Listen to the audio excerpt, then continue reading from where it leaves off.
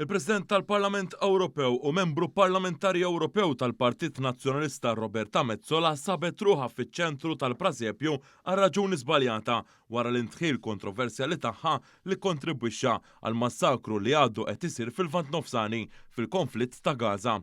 Prasepju armat f'San Ġwan minn barra li juri x-xena tan-nattività taħt il-bombi tal-militar Iżraeljan li jerrow il-ħajja f'Gaza, refa rokna anke għal Metsola u l-President tal-Kummissjoni Ewropea Ursula von der Leyen. It-tnej flimkien kienu żaru Iżrael minn jeddhom u bla approvazzjoni tal-istess istituzzjonijiet Ewropej li jirrappreżentaw u taw il-barka tagħhom għar-ritaljazzjoni Iżraeljana kontra l-attakk terroristiku tal-Hamas fis-7 Ottubru li għadda.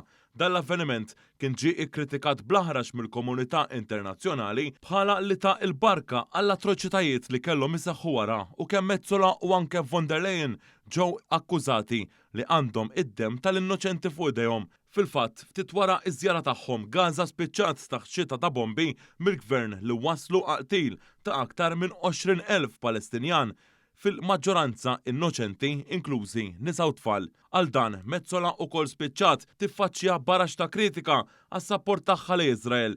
Iġiet akkużata kemm fi protesti f'Malta bħal dik li sabet tistennija fl-Emkast u spiċċat taħrab mill-ġurnalisti u anke barra minn xtutna fosthom barra il-binja tal-Parlament Ewropew.